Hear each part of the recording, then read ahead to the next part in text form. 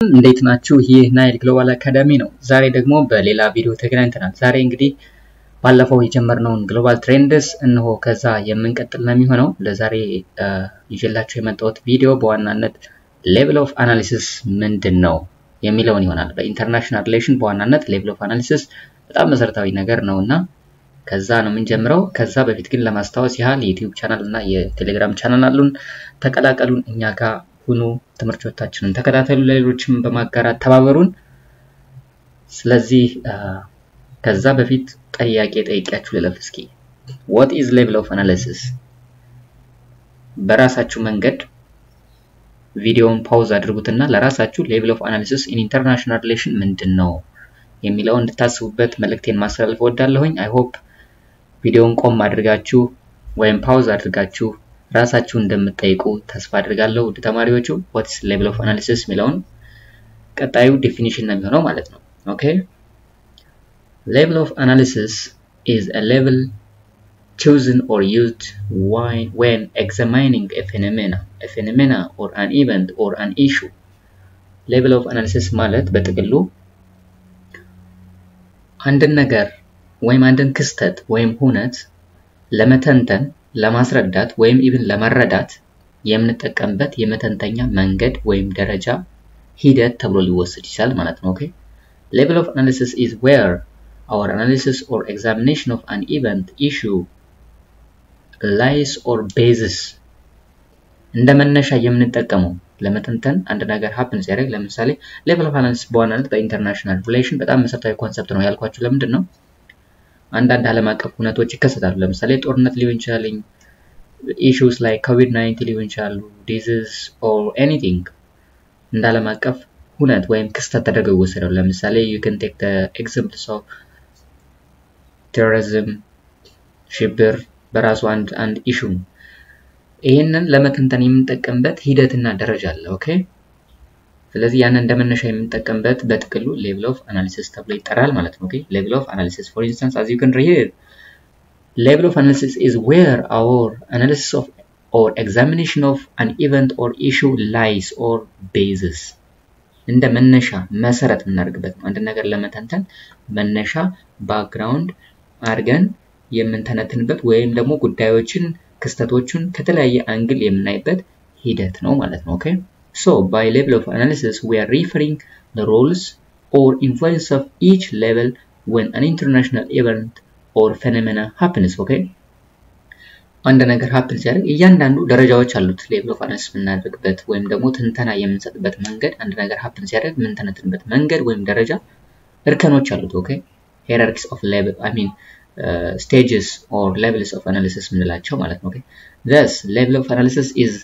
an analytical tool or device to examine issues from different perspective or different angle. okay level of analysis ማለት በፖለቲካል ሳይንስ basically in international relation scholars የሚጠቀሙት ተማሪዎች የሚጠቀሙት ወይ ምሁራን የሚጠቀሙት ለምንድነው አንድን ጉዳይ ከተለያየ አንግል ወይም በተለያየ ደረጃ ለመተንተን ስለሚያግዘን ነው ማለት ነው። okay but sometimes this level of analysis can also be said as unit of analysis. okay unit of analysis but in political science and particularly in international relation ወይም በዓለም አቀፍ ግንኙነት level of analysis ብለን እንጠራዋለን ማለት ነው። okay እንቀጥል።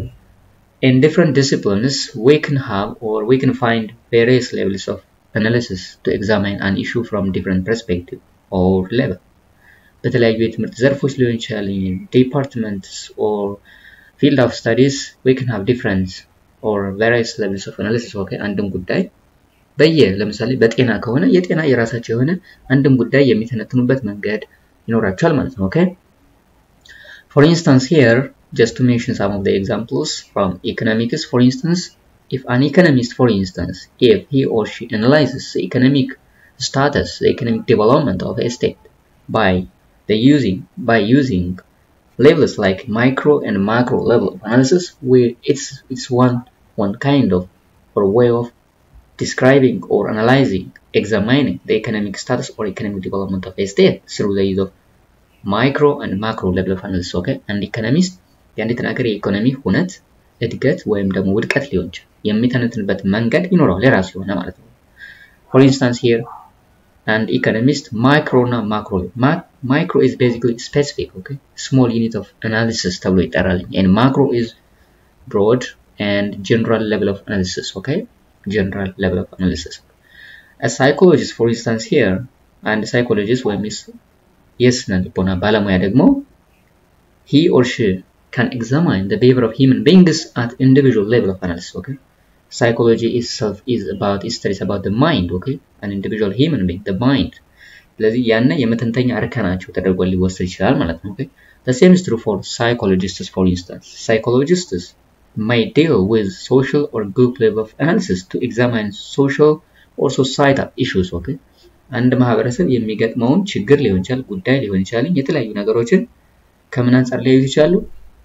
ከማህበረሰብ ወይም ደግሞ በቡድን ደረጃ በግሩፕ ሌቭል አናላይዝ ሊያደርጉ ይችላሉ ማለት ነው, okay. So በጥቅሉ level of analysis helps to understand how one force affects the other, okay, how it really affects the other, okay, the other. So it helps us to analyze, to understand, to examine things very easily. በቀላሉ ነገሮችን እንድንተነትና እንድንረዳ የሚያደርገን ግልጽ እንዲሆኑ የምንጠቀምበት ሂደት ነው ማለት ነው. So let's start with types of level of analysis in international relation. Let's make it concrete and let's just bring it to international relation. ወደ ዓለም አቀፍ ግንኙነት እናምጣውና level of analysis in international relation እነማን ናቸው ምን ማለት ናቸው የሚለውን እናያለን ማለት ነው. Kenneth Walls is a well-known American political scientist, no? አሁን በህይወት የለም. በኢንተርናሽናል ሪሌሽን ቲዮሪስ basically በኒው ሪያሊዝም በስትራክቸራል ሪያሊዝም በጣም የሚታወቅ ሰው ነው, where he believes that በዓለም አቀፍ ጉዳዮችን ለመወሰን the structure has its own great implication or influence ብሎ የሚያምን ሰው ነው ማለት ነው. So in his book Kenneth Walls once said that his book is literally Man, the State and the War, and he explained that the cause of war is stated that the cause of war by distinguishing three levels of analysis. ያን የጦርነትን መንስኤ ሲተነትን እርከን እንደመተንተኛ እርከን የተጠቀማቸው one is the individual human being, the other is the state, the role of the state, and in addition or one more is the international system, okay, the international system. Don't be confused about these types of level of analysis because we are going to see one by one. Okay, but today we can have also group level analysis, okay. Scholars in international relation have come up with one additional level of analysis, okay, besides what has been mentioned by Kenneth Walls. እሱ ካላቸው በተጨማሪ group level of analysis አንዱ የመተንተኛ መንገድ ነው ብሎ መጣዋል ማለት ነው. So as I said earlier, Walls is well-known scholar in neo-realist or structural realism theory of international relation, okay. Theory of international relation there are different theories of international relation. Because we can have liberalism, realism. So this scholar, the American scholar and political scientist, is also well known in neo-realism or structural realism theory, okay, which is not quite the same with the classical realism, okay. So let me just give you or ask you one thing here. How are we going to examine a single international event from the perspectives of different levels? Is it possible to evaluate a phenomena or a single event by a single level of analysis? አሁንም ቅድም እንዳልኳችሁ ቪዲዮውን ያዝ አድርጋችሁ ወይም ፓውዝ አድርጋችሁ በዚህ ጉዳይ ላይ እንትወያዩ ፈልጋለሁ ማለት ነው። ትንሽ አስቡበት እስኪ። ኦኬ እንቀጥል። So accordingly, scholars of international relation basically they came up with 4 types of levels of analysis, okay. The first is individual level of analysis, the other group or sub-state level analysis, state level analysis or domestic level analysis, and the fourth is system or international or global level of analysis, okay. Usually this can be or international level level of analysis in international relation can be summarized and categorized as 4, okay. እንደምታያቸው በአራት ሊከፈሉ ይችላሉ ማለት ነው። So let's see them one by one. የመጀመሪያው individual level analysis ነው, okay.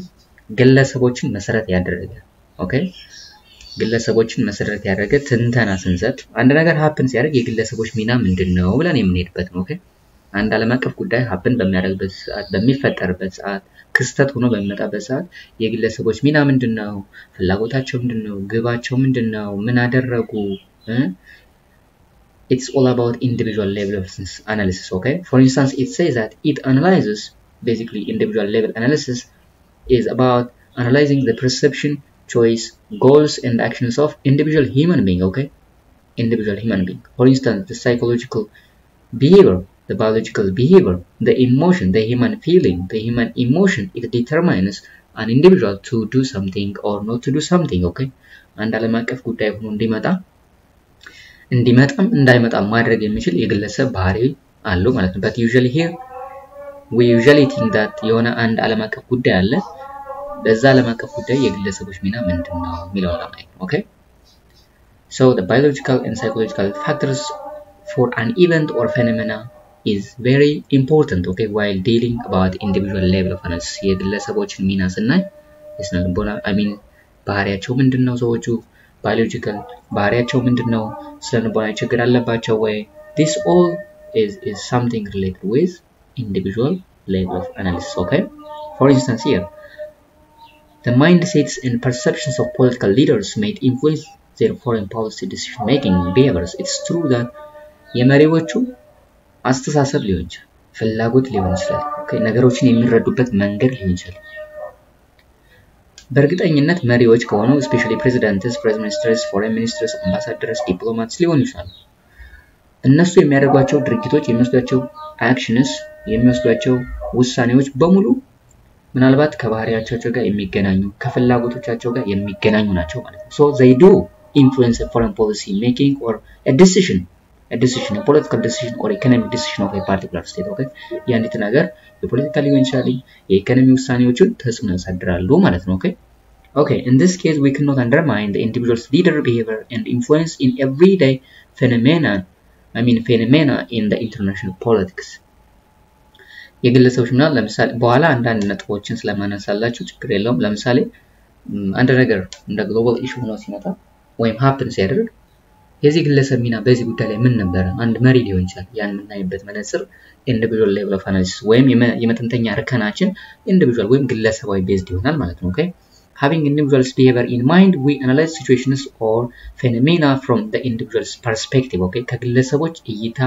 ከግለሰቦች ሚና አንፃር ነው የምናየው ማለት ነው okay ለምሳሌ let me just give you some example about the individual level of analysis okay individual level of analysis ለምሳሌ today there is a war between Ukraine and Russia በዩክሬን እና በራሺያ መካከል ጦርነት እየተካሄደ ነው የተለያዩ አክተርስ አሉ በግልጽም ከጀርባ ሆነው የሚያግዙ የሎጂስቲክስ የጦር መሳሪያ እና የሚያቀርቡ አሉ እነሱን እንርሳቸውና ግን በዋናነት ጦርነቱ በራሺያ እና በዩክሬን ነው ብለን ነው okay but we do have multiple actors within the war itself ለምሳሌ እንደ መሪ ለምሳሌ ፑቲን ዩክሬንን የወረረበት ምክንያት ምንድነው ከግለሰብ ባህሪ ጋር ይገናኛል ወይስ አይገናኝም ብለን የምናይበት መነጽር ነው individual level of analysis ማለት በጥቅሉ ማለት ምንድነው I mean ግቡ ምንድነው as an individual leader እንደ አንድ መሪ ምንድነው እንደ ግብ ተነስቶ አድርጎ ወይም እንደ ጎል አድርጎ ይዞ ዩክሬንን የወረረበት there are different justifications okay የተለያዩ ምክንያቶች አሉት ለሱ የኔቶ መስፋፋትና አንድ ተጽዕኖ ስለሆነ ማለት ነው ግን ከግለሰብ ባህሪ ጋር ይገናኛል ወይ አይገናኝም ለምሳሌ let's take አንድ ሰው ቫይረስ ክሬት ቢያደርግ አንድ ግለሰብ and then that virus becomes a global issue ሆኖ ቢመጣና አንድ ሰው ያን ቫይረስ ክሬት ቢያደርግ ለምሳሌ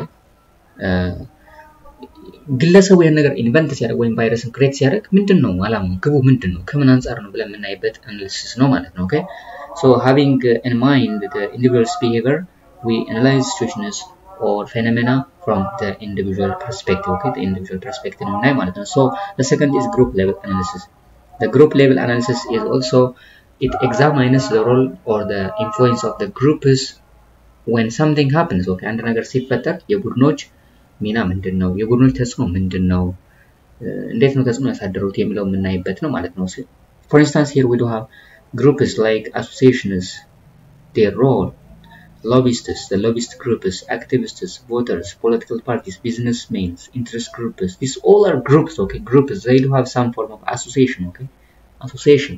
So as you can read here, we do have multiple groups. So እነዚህ ግሩፖቹ አንድ ነገር happen እንዲያደርግ ወይም ደግሞ መንግስት ላይ ጫና በማድረግ የሆነ ነገር እንዲፈጠር ያደርጋሉ usually ማለት ነው. Okay, so if our level of analysis is a group level analysis, we usually say it group level analysis. And for instance here, the role of lobbying groups are those groups who pressure usually the government ሊሆን ይችላል or lawmaking bodies ሊሆን ይችላል ህግ የሚያወጡትን ህግ የሚያስከብሩትን ወይም ደግሞ ህግ ተርጓሚ የሚባሉትን ወይም government in general መንግስታትን ሀገራትን ግለሰብ መሪዎችን ተጽዕኖ የሚያሳድሩ ቡድኖች ናቸው እነዚህ lobbyist groups የሚባሉት ማለት ነው አይዘር እነሱን ደግፈው ነው or የሆነ የሚደግፉት ነገር አለ እሱ እንዲፈጸምላቸው ግፊት የሚያሳድሩ ናቸው ማለት ነው so for example the role of lobbying groups and the way they influence national decision making on any issue, right? They do have, for instance, these lobbyists have their own great influence on the occurrence or happening of an event, okay?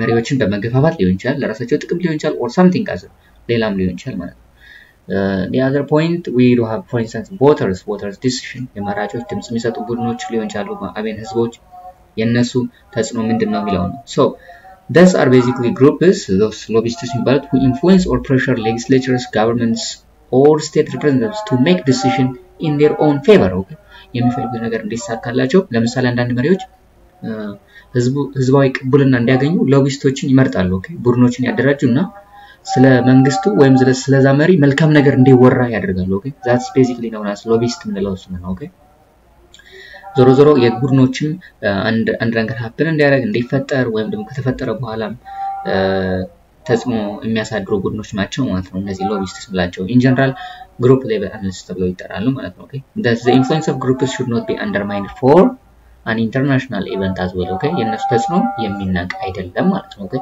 and the third is state or domestic level of analysis ምንለው okay ሀገርን መሰረት ያደረገ ትንተና እንሰጣለን ብዙ ጊዜ because the state is the main actor in international relation በዓለም አቀፍ ግንኙነት ወይም በኢንተርናሽናል ሪሌሽን ከድሮ ጀምሮ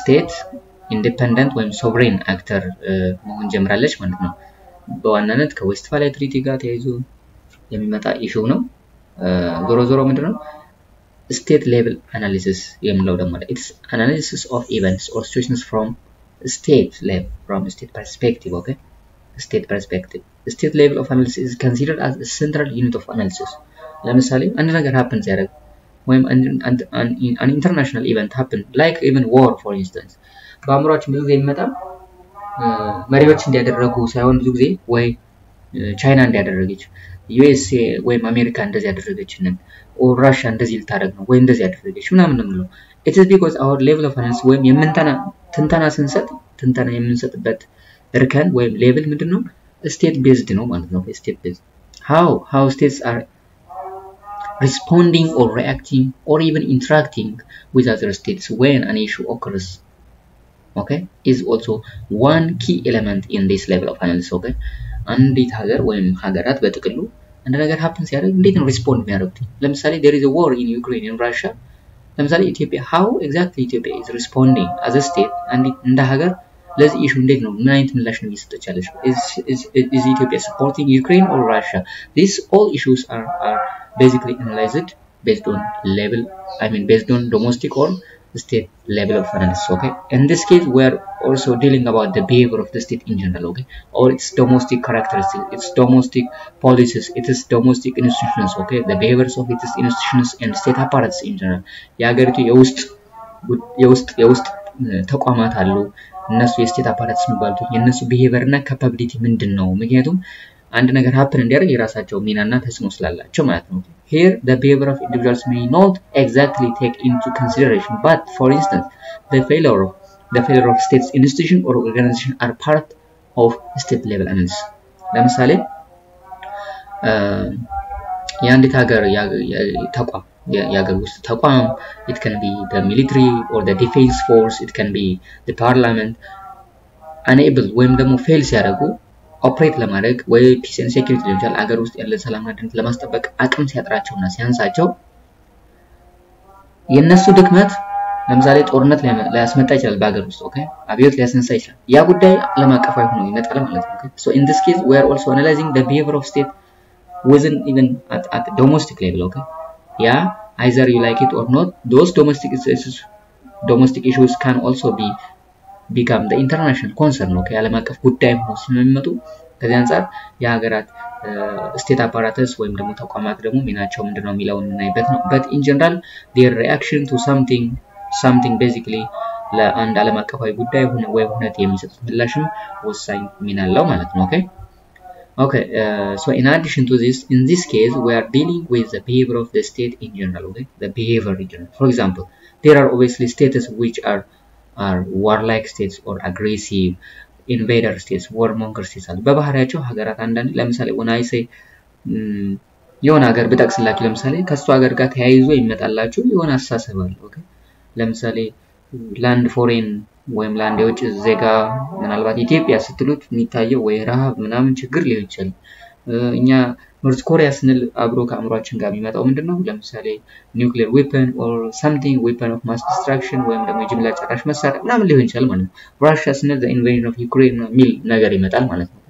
so የሀገራትን ቢሄቨር ከዚህ መንገድ እንድንረዳው ያደርገናል ማለት ነው። ምን it is level of analysis. so የኛ ሌቭል ወይም የመተንተኛ መንገዳችን እርከናችን ምን ይሆናል ማለት ነው? ስቴት ቤዝድ ይሆናል ማለት ነው። okay ስቴት ቤዝድ ይሆናል ማለት ነው። okay we are examining the foreign policy behavior of states and their attributes in the global politics. okay የአንዲት ሀገር የውጭ ጉዳይ ፖሊሲ የሀገሪቱን ባህሪ ስንተነተን in other words foreign policy ያላትን ባህሪም እያነሳን ነው የምንሄደው and its role and its influence in global politics as well. አንዲት ሀገር ለምሳሌ ስለ ምንም እንኳን በምዕራባዊ ሚዲያ የምንሰማው ቢሆንም ስለ ራሽያ ስለ ኖርዝ ኮሪያ ብዙ በጎ ነገር አይወራም ስፔሻሊ ማለት ነው። okay and there ግን የየቀኑ በተለየ ምዕራባዊ ሚዲያ የየቀን ዜናዎች ናቸው፣ አርዕስቶች ናቸው፣ መነሻዎች ጉዳዮች ናቸው፣ የትንተናቸው መነሻ ነው። ይሄ ምንድነው?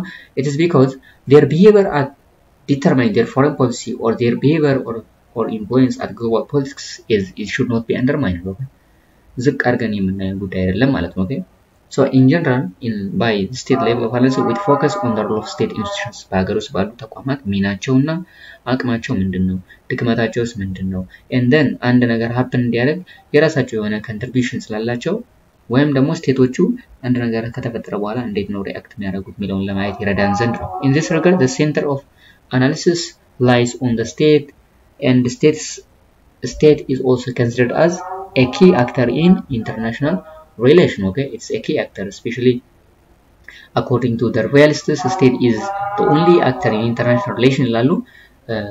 state ብቸኛው ተዋናይ ነው ማለት ዞሮ our level of analysis is state based and state becomes an international actor. okay international in the last is about system level of analysis. okay system level of analysis it analyzes the influence or outcome of the international system that includes all states. okay here we are not going to talk about a single state. okay about ወይም ስለ ግለሰብ ወይም ስለ ቡድን ብቻ ወይም ደግሞ ስለ አንዲት ሀገር ባህሪ ወይም ስለ አንዲት ሀገር ተጽዕኖ አንድ ነገር በመፍጠርና አንድ ነገር እንዲፈጠር ተጽዕኖ ምንድነው በሚል ብቻ አይደለም። እዚህ ጋር ሲስተም ብዙ ሀገሮችን የሚያካትት ሲሆን በጥቅሉ የኢንተርናሽናል ፖለቲካል ኢኮኖሚክ ዳይናሚዝም ወይም ደግሞ የዓለም አቀፍ የኃይል ሚዛንና አሰላለፍን ግምት ውስጥ ያስገባ ነው ማለት ነው። okay የዛ ተጽዕኖ ምንድነው? ለምሳሌ በቀዝቃዛው ዓለም ጦርነት ካስታወሳችሁ the world was already almost divided into two camps. okay በሁለት ዋና ካምፕ ተከፍሎ ነበር፣ ኢስት ዌስት፣ ሶሻሊዝም ካፒታሊዝም በሚል ዳይኮቶሚ ማለት ነው። okay ይሄ ራሱ ሲስተም ነው።